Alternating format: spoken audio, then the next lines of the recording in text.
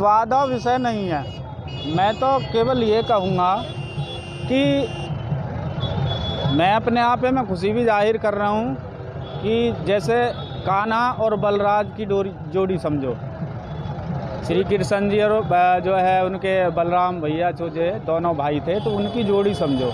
2022 में क्या होने वाला है नया? 2022 में खंडेड़ा होएगा। क्या बीजेपी इस बार 350 पार कर पाएगी या समाजवादी पार्टी का गठबंधन कर पाएगा? देखिए, सबसे पहले मैं बीजेपी की बात करता हूँ कि बीजेपी के विकास में 3 हथियार हैं: झूठ, गुमराह, नफरत। आपस में बांटो और देश का सत्यानाश, फिर देश का सत्यानाश, जनता का सत्यानाश, मतलब नाश के सिवा इनके पास में कुछ नहीं है। भोली भाली जनता इनके बहकावे में आकर इनके जो लुभावने वादे रहे हैं, जैसे कि बात कहूँ मैं कि ये है लीग पार्टी। अब लीग पार्टी का अगर शायद सवाल नहीं पूछ पाएंगे, लेकिन मैं दे देता हूँ कि अभी गौतम बुद्ध नगर से मैं आता हूँ, नियर परी चौक पर मेरा निवास है। अभी एयरपोर्ट का शिलान्यास किया था मोदी जी ने, तो उसका नक्शा जो है बीजिंग एयरपोर्ट चीन में जाकर के खुला, और योगी जी ने शिलान्यास किया था हाईवे का, एक्सप्रेसवे का, उसका नक्शा कलकत्ता में जाकर के खुला, और बहुत सारे ऐसे नक्शा खुले हैं। जिस तरीके से बीजेपी ने राम मंदिर बनवाया और एक्सप्रेसवे बनवाया, और उस पर क्या बोलेंगे?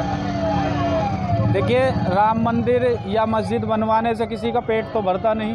अब वो ऐलान भी कर रहे हैं कि हम मथुरा में भी मंदिर बनवा के मानेंगे। ये एक प्रोपगंडा है इनका, क्योंकि इनकी ज़मीन खिसक रही है।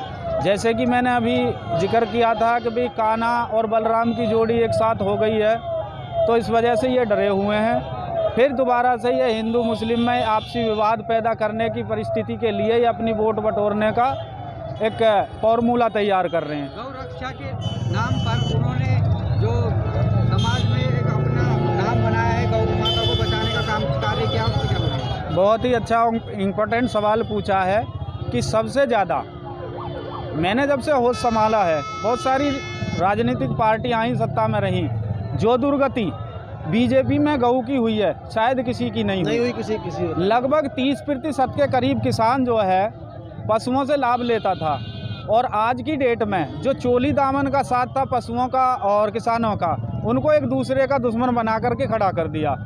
और उन्हीं के नाम पर जैसे आवारा पशु कहें तो रोड पर कितने अकस्मात एक्सीडेंट हुए, कितने लोगों में लड़ाई झगड़े हुए, कितने लोगों की दुश्मनी हुई, उसका डाटा भी इनके पास नहीं है। ये पेपर जो है ना, पेपर लीक कर देते हैं। हाल ही में 7 लोगों को पैर में एक ही जगह गोली लगी थी, और पुलिस प्रशासन ने गौ रक्षा के दल के नाम पर उन पर गोली चलाई थी। नहीं, इनकी तो ठोको नीति है, ये तो फर्जी एनकाउंटर होते हैं।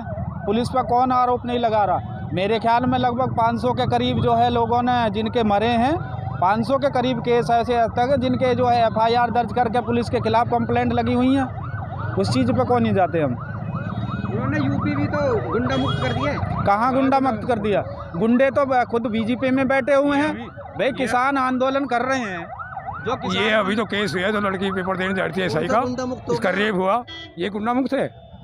किसका क्या गुंडा मुक्त कह सकते हो? योगी जी साहब जी, योगी जी से क्या बोलना चाहेंगे कि गुंडा मुक्त हुआ उत्तर प्रदेश या नहीं हुआ? नहीं हुआ। गुंडा मुक्त के बारे में, गुंडा मुक्त नहीं हुआ। गुंडा मुक्त के बारे में, गुंडा मुक्त इतना हुआ, बहन बेटियों की आबरू लूटी, और प्रदेश के अंदर जो है मॉब लिंचिंग करने का काम किया बीजेपी सरकार ने। रात के 12 बजे लड़की सोना पहन कर निकल सकती है, राजनाथ की लड़की निकली, उन्हीं की लड़की निकलेंगे, बाकी और तो सब ऐसा ही मामला दिखाई दे रहा है यहाँ पे पूरे उत्तर प्रदेश के अंदर। बाकी आप देख रहे हो, आप सब लोग जानते हो कितनी बहन बेटियों की आबरू लूटी है यहाँ पे। इस पर अभी एक जवाब दे देता हूँ मैं। ये अमित शाह ने वर्ड किया था, और अमित शाह की बगल में वो बैठा था जो गृह मंत्री है, जिसके बेटे ने आशीष मिश्रा, जिसके बेटे ने जो है किसानों पर पीछे से गाड़ी चढ़ाई थी और गोली भी चलाई थी।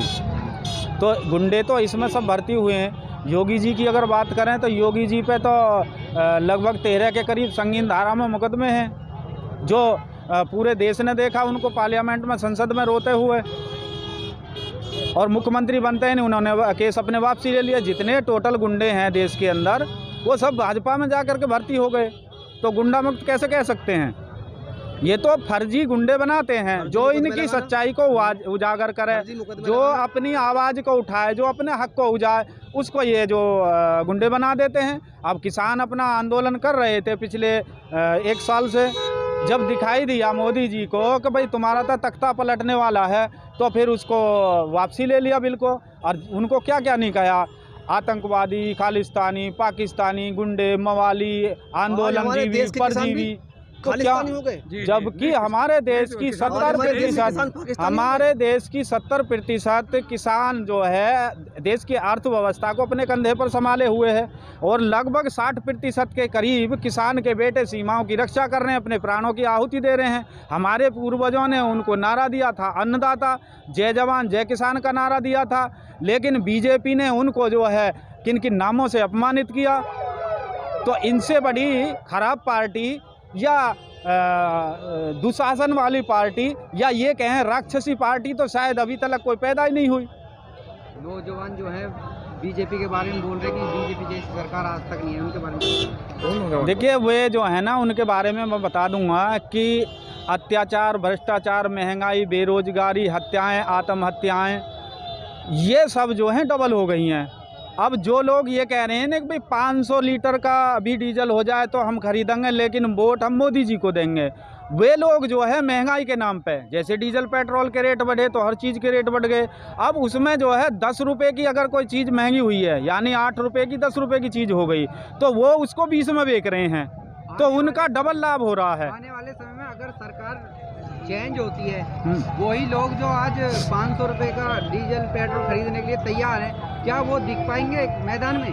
नहीं, वो तो सब जो है इसी में आ जाएंगे सत्ता में ही, उनका झंडा लगा कर चलने लगेंगे भाई हम तो समाजवादी हैं, हम तो RLD के हैं, हम तो उसके हैं, उसके हैं, वो दल बदलू लोग हैं। तो क्या पार्टी को उस कार्य पे कुछ करना चाहिए?